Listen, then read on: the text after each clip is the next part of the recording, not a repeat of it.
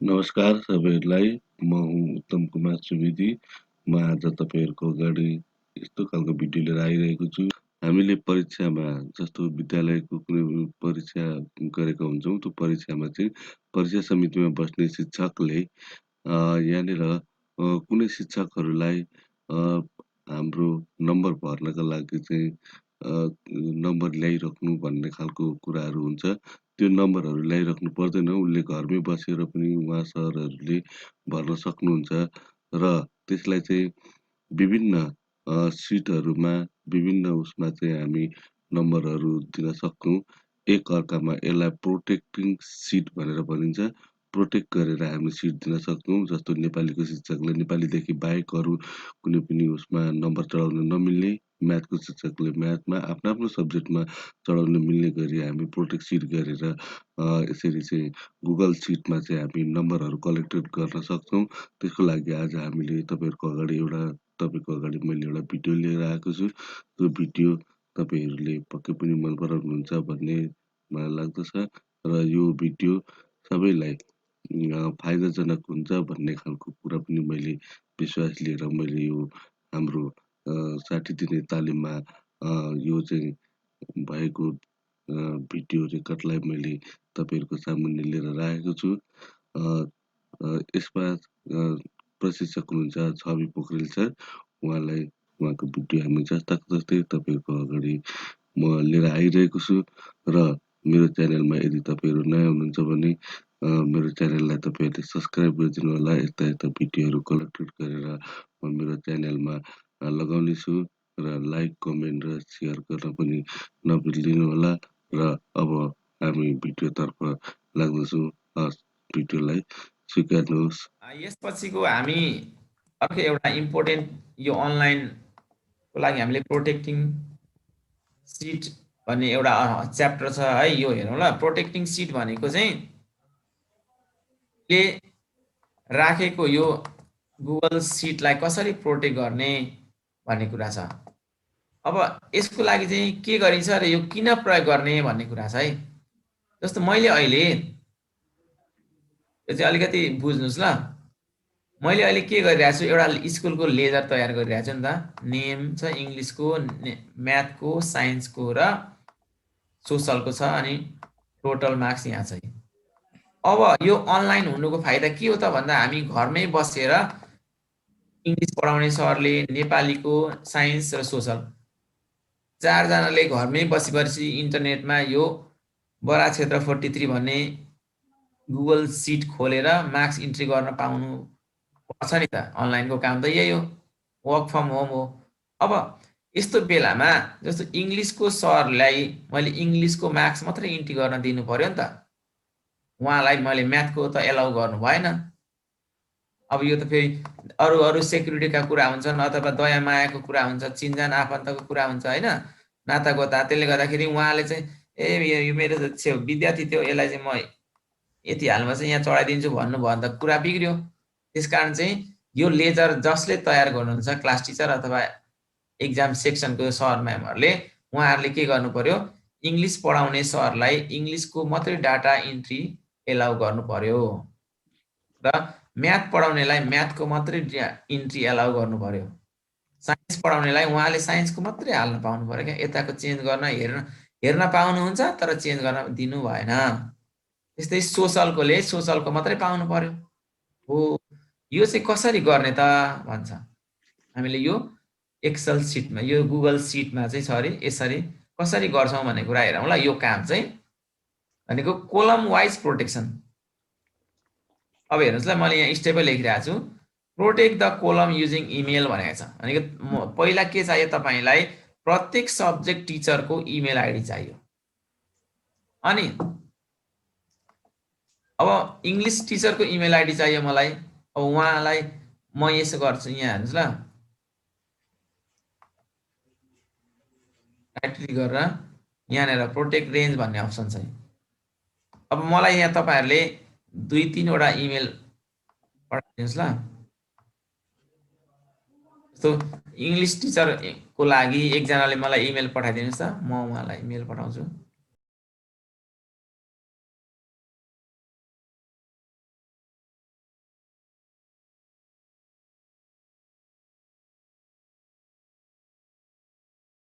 कहाँबाट पठाउनु sir? Group च्याटमा। Group chat हजुर ए मैले विशाल राई सरको इमेल ल्याएँ। अब हेर्नुहोस् मैले यहाँ राइट क्लिक गर्ने, तपाईँलाई अब मैले इङ्ग्लिसको एलाउ गर्नु छ भने इङ्ग्लिस कोलमलाई सेलेक्ट गरेर हामीले यहाँ प्रोटेक्ट रेन्ज भन्दै थिएँ नि, म यो प्रोटेक्ट रेन्जमा जान्छु र यतापट्टि हेर्नुहोस् डिस्क्रिप्सन राख्नुहोस् क्या तपाईँले, भनेको यो इङ्ग्लिस हो नि त, मैले यहाँनिर NGLISH इङ्ग्लिस भनेर लेखेँ। अब सिट भइगयो। अब सेट पर्मिसन्स भन्छ है, याद गर्नुहोस् ल। यो चाहिँ पहिला मैले के गरेँ, कोलम सेलेक्ट गरेँ र प्रोटेक्ट रेन्जमा गएर यहाँ एउटा नाम राखेँ, अनि सेट पर्मिसन्स भन्छ यो ग्रिन हो, यहाँ क्लिक गर्ने।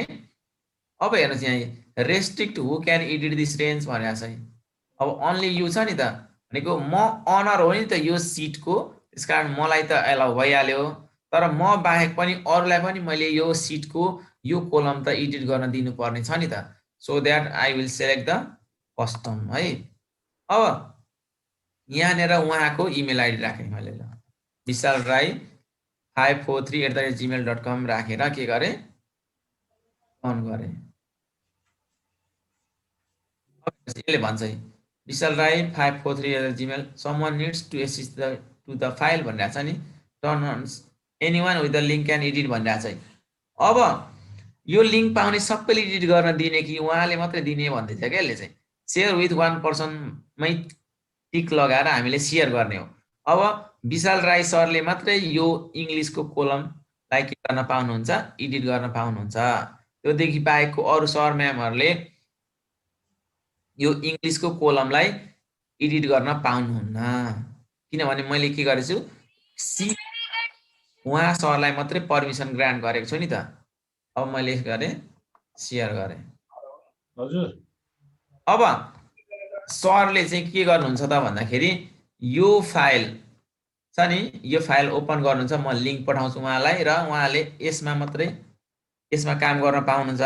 र अरूमा मैले अहिलेसम्म कुनैमा त्यसरी प्रोटेक्सन गरेको छैन, त्यस कारण चाहिँ म सबैमा प्रोटेक्सन गर्छु ल। अब जस्तै गरेर म्याथमा गर्छु, फेरि हेर्नुहोस् ल प्रोसेस चाहिँ सेलेक्ट गर्ने, प्रोटेक्ट रेन्जमा जाने। अब यहाँनिर मैले यसलाई म्याथ भनेर लेखेँ र यहाँनिर सेट पर्मिसनमा गएर यहाँनिर इमेल आइडी हाल्छु।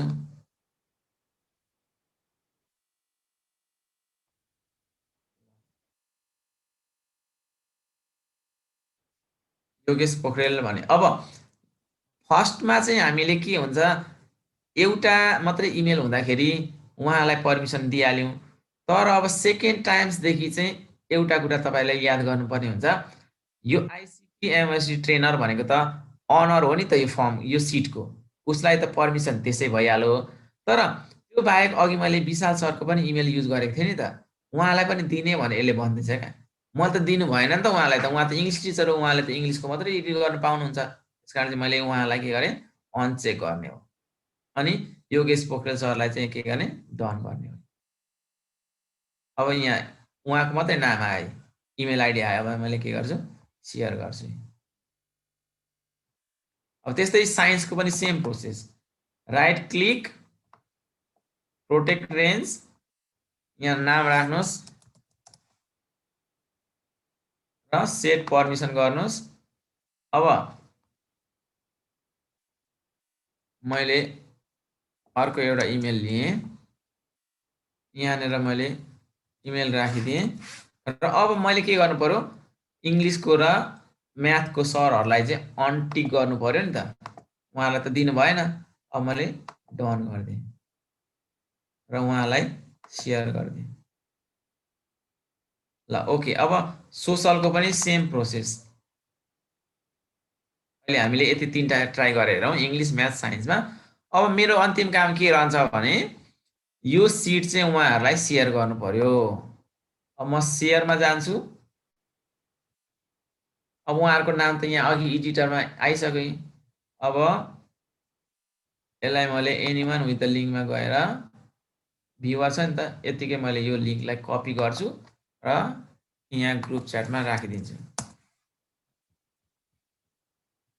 अब अब मैले यहाँ पर्मिसन गरेको सरहरूले के गर्नुहुन्छ त भन्दाखेरि मैले उहाँहरूको यहाँ जुन आइडीलाई एलाउ गरेको छु नि त्यही आइडीबाट उहाँहरू यसमा लगइन भएको हुनुपर्छ है, नत्र भने चाहिँ उहाँहरूले पनि एक्सेस गर्न पाउनुहुन्न।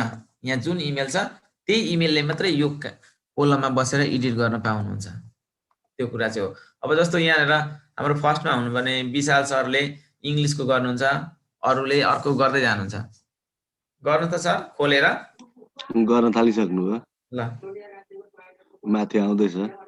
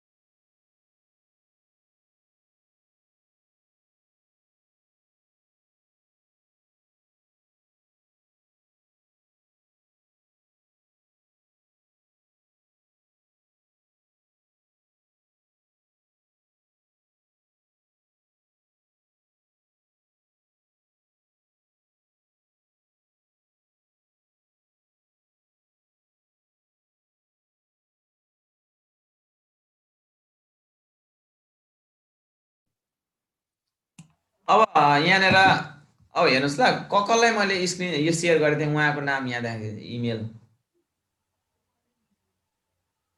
अब डम्बर सरको यहाँ पर्पल कलर छ, यहाँनिर योगेश सरको ग्रिन कलरमा छ भनेको अर्थ यहाँ योगेश सर हुनुहुन्छ, यहाँनिर म छु, यहाँनिर चाहिँ अब यहाँनिर हाम्रो विश्वास सरले अघि राई सरले गर्नुहोस् त, यहाँनिर यहाँ योगेश सरले, यहाँनिर डम्बर सरले, उहाँले एडिट गर्न पाउनु। अब के गर्नुहोस् भने डम्बर सरले चाहिँ म्याथमा आएर एडिट गर्न खोज्नु छ सर, त्यहाँ हो 65 लाई चेन्ज गर्नुहोस् त।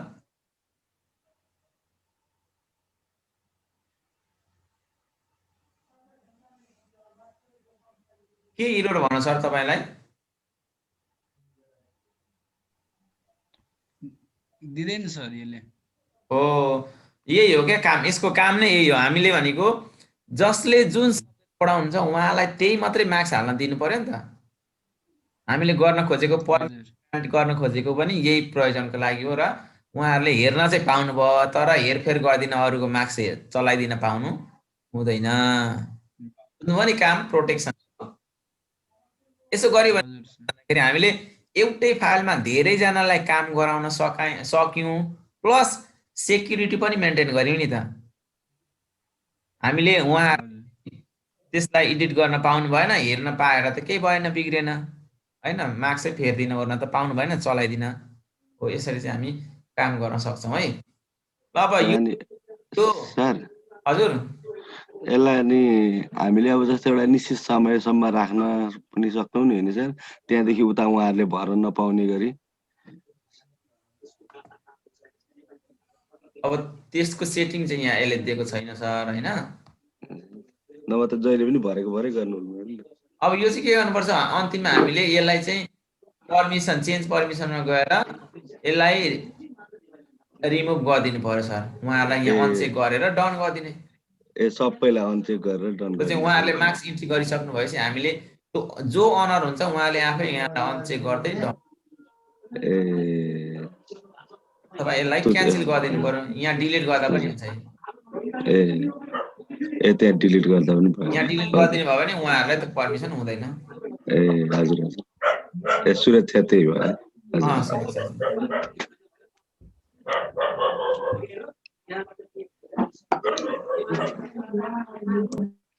यो गुगल सिटको चाहिँ यो एउटा पार्ट है, यो चाहिँ धेरै राम्रो एडभान्टेज हो है। धेरै राम्रो चिज रहेछ यो सर।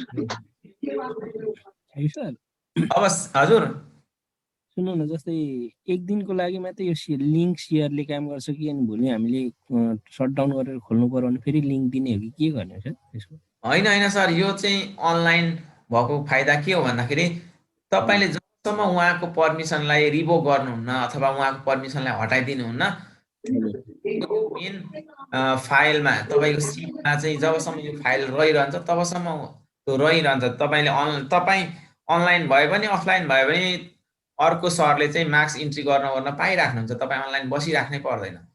उहाँहरूले चाहिँ अनि यो फाइल चाहिँ कहाँबाट फेरि लिङ्क खोल्ने? यो लिङ्कबाट, अघि पठाएको लिङ्कबाट। उहाँको सटडाउन भइसके पछाडि पनि लिङ्क रहिरहन्छ? जस्तो मैले तपाईँले भन्नुभयो, मैले यसरी बुझेँ, मैले यो अहिले अफलाइन भएँ, म यो बसेँ। अब जस्तो यहाँ योगेश सरले अनि अर्को हाम्रो सरले चाहिँ एडिट गर्न पाउनुहुन्छ कि हुन्न भन्नुभएको होइन? होइन सर, जस्तै अब तपाईँले मलाई लिङ्क पठाउनु भयो होइन, जस्तो मैले काम गरेँ अहिले अनि आज मलाई गर्न मन लागेन, म भोलि गर्छु भनेपछि मैले चाहिँ कहाँ पाउनुहुन्छ यो फाइल चाहिँ कहाँ गएर खोल्नु? तपाईको उसमा इमेलमा गएको हुन्छ नि सर। पनि आएको हुन्छ, इमेलमै हुन्छ, त्यही लिङ्कमा गएर खोल्नु। त्यहाँ गएर क्लिक गर्दा भइहाल्छ। अथवा लिङ्क तपाईँले चाहिँ सेभ गरेर राख्नु पर्यो। ए हुन्छ सर, त्यही सुन्नु। हस्, धन्यवाद।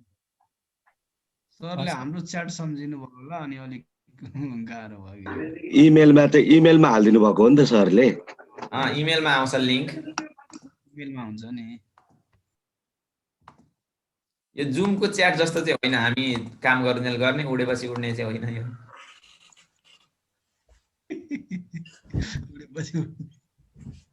यो जुमबाट हामी जब आउट हुन्छौँ अनि त्यो हाम्रो च्याट पनि उड्छ क्या।